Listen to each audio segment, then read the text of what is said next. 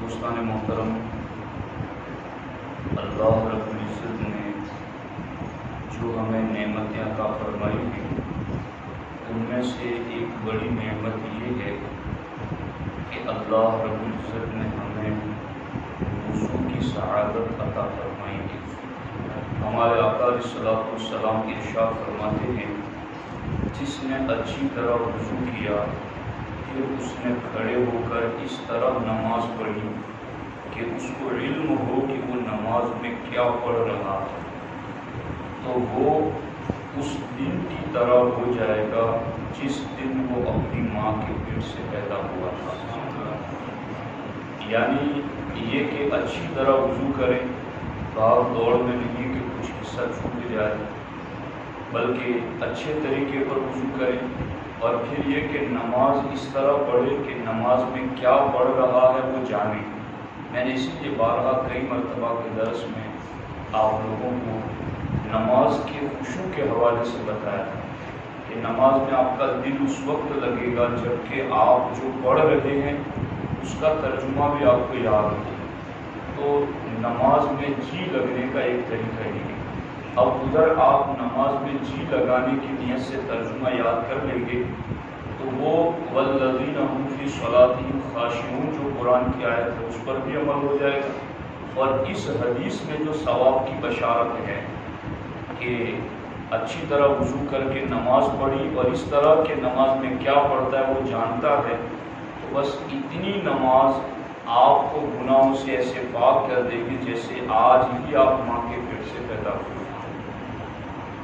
ہمارے آقا علیہ السلام نے ایک مقام پر یہ بھی فرمایا کہ جس نے وضو کیا فَأَسْبَغَ الْوُضُوءَ، اور پھر اس وضو میں کچھ اضافہ کیا، یعنی جیسے ہاتھ تو دھونے کونیوں سمیت مگر کچھ اوپر کا بھی حصہ اس نے دھو لیا، پاؤں تو دھونے ہیں گھٹوں تک مگر اس نے کچھ اوپر تک دھو لیا،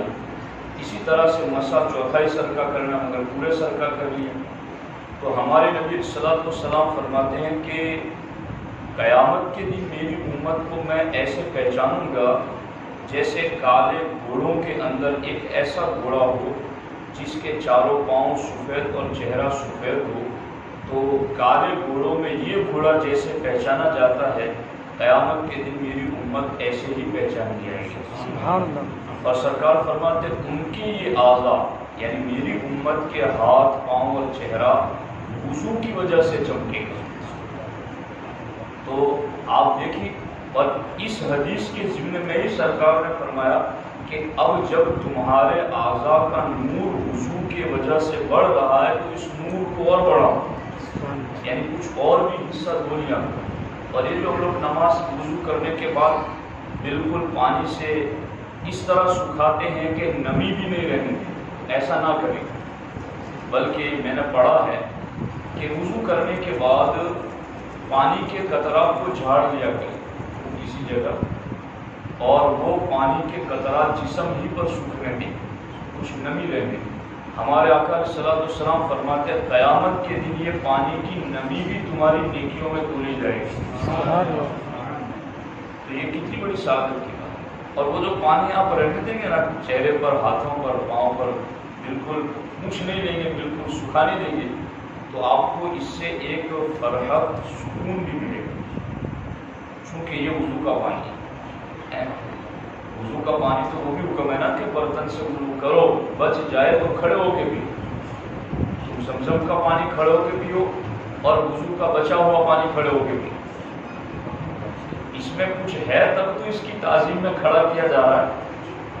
تو یہ چیز ہے، سرکار نے فرمایا جب تمہارا نور بڑھ ہی رہا ہے تو اس کو اور بڑھاؤ، اور جب اچھی طرح وضو کریں اور پھر نماز پڑھیں، اور پھر نماز میں جو پڑھ رہا ہے اسے جانے کہ میں کیا پڑھ رہا ہوں، تو پھر کیا ہوگا، پھر پڑھے اشہد ان لا الہ الا اللہ واشہد ان محمدا عبدہ ورسولہ فتحت لہ ثمانیۃ ابواب من الجنہ، تو اس کے لیے جنت کے 8 دروازے کھول دیے جائیں گے۔ یدخل من ایہا شاء، وہ جنت کے جس دروازے سے چاہے جنت میں داخل ہو جائیں۔ اسی لیے ایک مقام پر سرکار اعلیٰ حضرت بھی فرماتے ہیں کہ جو بندہ ہمیشہ باوضو رہنے کا عادی ہوتا ہے تو فرشتے اس کی صحبت میں رہنے کا شوق ظاہر کریں کہ یا اللہ تو مجھے موقع دے، میں اس باوضو بندے کے ساتھ رہنا چاہتا ہوں۔ اور اس کی زبان خاموش ہوتی ہے تو بھی فرشتے اس کی نیکیاں لکھتے رہتے ہیں۔ اور بالخصوص وضو کر کے سونے والا، ہمارے نبی علیہ الصلوۃ والسلام ارشاد فرماتے ہیں وضو کر کے سونے والے کو اتنی نیکیاں ملتی ہیں جتنی روزہ رکھ کر کے عبادت کرنے والے کو ملتی ہیں۔ یعنی ایک طرف بندہ ایسا ہے جو روزہ رکھا ہوا ہے اور نماز پڑھ رہا ہے، روزہ رکھا ہوا قرآن پڑھ رہا ہے، روزہ رکھا ہوا تسبیح پڑھ رہا ہے، اللہ کی راہ میں خیرات کر رہا ہے، تو ایک تو روزہ، پھر دوسری بات کتنا ثواب۔ مگر سرکار فرماتے ہیں یہاں اسے کچھ نہیں کرنا، بس سونا تو ہے ہی، اس کے جسم کو آرام دینے کے لیے سونا تو پڑے گا، مگر بس یہ کہ وہ وضو کر لے۔ تو اب یہ سونا کتنی بڑی عبادت میں، گویا کہ روزہ رکھ کر کے عبادت کرنے والا عبادت میں مصروف ہے، اتنی زیادہ اس کو اجر و ثواب ملتا ہے۔ اور حدیث پاک کا یہ بھی مفہوم ہے کہ باوضو شخص سوتا ہے تو جسم سے روح نکلتی ہے عالم خواب میں، یہ بھی قرآن کی آیت ہے، اس کا ترجمہ ہے کہ روح نکلتی ہے جسم سے، اور باوضو شخص کی روح کو اٹھایا جاتا ہے تو عرش تک پہنچایا جاتا ہے۔ اور یہ یقین رکھنے والوں کا تجربہ ہے اس چیز پر کہ جب جو باوضو سوتا ہے وہ فجر کے وقت ضرور اٹھا دیا جاتا ہے۔ آپ عمل کر کے دیکھیے، آپ کو آپ کے گھر کا کوئی نہیں اٹھائے، موبائل کا الارم نہیں باجے، گھڑی کا الارم نہیں باجا، مگر آپ باوضو سو کے دیکھیے، آپ کو کوئی جگانے والا جگائے کہ فجر کی نماز کا وقت ہو گیا ہے، آپ اٹھ جاؤ۔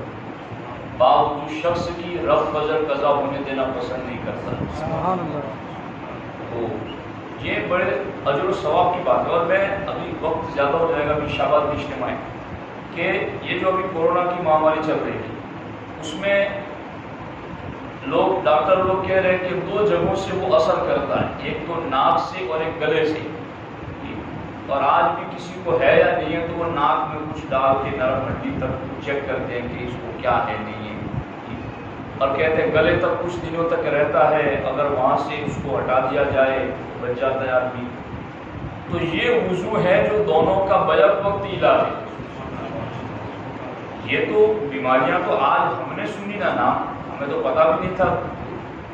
2 سال پہلے کہ بھائی یہ کوئی نام کی بیماری ہوگی یا ہے ہوتی ہے، مگر ہمارے نبی علیہ السلام نے 1450 سال پہلے کیا کہ تم نے وضو کرنا ہے، اور وضو ایسے نہیں احسن الوضو، اچھا وضو کرنا ہے، واسبغ الوضو، اور وضو میں تمہیں زیادتی کرنی ہے۔ سرکار نے ہمیں وضو میں تاکید، اور پھر وضو بھی کیسا کرنا ہے، سرکار نے ایسا نہیں کہ تمہیں کہہ دیا تمہیں وضو کرنا ہے اور کیسے کرنا ہے وہ تم پر چھوڑ دیا ہو کہ تم کرو تمہیں کیسے کرنا ہے، سرکار نے برت کر دکھایا کہ کیسے کرنا ہے۔ تم نے داہنے ہاتھ سے چلو میں پانی لینا ہے، ناک میں ڈالنا ہے، اور تم نے بائیں ہاتھ کی چھوٹی انگلی پر ناک میں ڈال کے صاف کرنا ہے، اور یہ 3 مرتبہ کرنا ہے تمہیں۔ ٹھیک، تم نے کلی کرنی ہے، مگر ایسے نہیں کہ بس پانی ڈالا اور نکال دی، تم نے منہ کے پرزے، ہر پرزے تک پانی پہنچانا ہے، اور تم نے صرف کلی نہیں کرنی، تم نے وضو میں گڑگڑا کر کے گلے تک بھی پانی پہنچانا ہے۔ ٹھیک، تو جن دونوں جگہ پر بیماری حملہ کر رہی تھی وضو نے دونوں جگہ پر اس کی صفائی کر دی، مگر کاش کہ مسلمان اسلام پر عمل کرے۔ میں اکثر آپ کو یہ کہتا ہوں ہمارا مسئلہ یہ نہیں ہے کہ ہم مسلمان ہیں، ہمارا مسئلہ یہ ہے کہ ہم اسلام پر نہیں ہیں۔ مسلمان اس لیے ذلیل کمزور نہیں ہو رہا ہے کہ وہ مسلمان ہے، وہ اس لیے ذلیل اور کمزور ہو رہا ہے کہ وہ اسلام پر نہیں ہے۔ ورنہ آپ صرف وضو کی اس خوبی کو دیکھیں۔ اس لیے باوضو جو بندہ رہتا ہے نا، سونے کا معاملہ ہی نہیں ہے، وہ سو کر اٹھتا ہے تو بھی اس کو ایک عجیب لطف ملتا ہے، اور یہ جو پائے گا وہی محسوس کرے گا۔ یہ باتیں تو آپ کے کان سن رہے ہیں، مگر کیجئے پھر دیکھیے کہ واقعی میں اس میں کیا لذت ہے۔ اور جو بندہ پورا دن باوضو رہتا ہے وہ تو نور نلا، اس کے تو کہنے ہی کیا جی، وہ کسی بھی حال میں ہو وہ باوضو ہے۔ تو ساتھیوں، اس لیے ہمارے نبی علیہ السلام کا پیغام ہے امت کے نام کہ امت اچھی طرح وضو کرے، وضو میں زیادتی کرے، اور وضو پر ہمیشگی برتے، تاکہ اس کا لطف جو آخرت کا وہ بھی ملے اور دنیا کا بھی ملے۔ اللہ کریم ہمیں عمل کی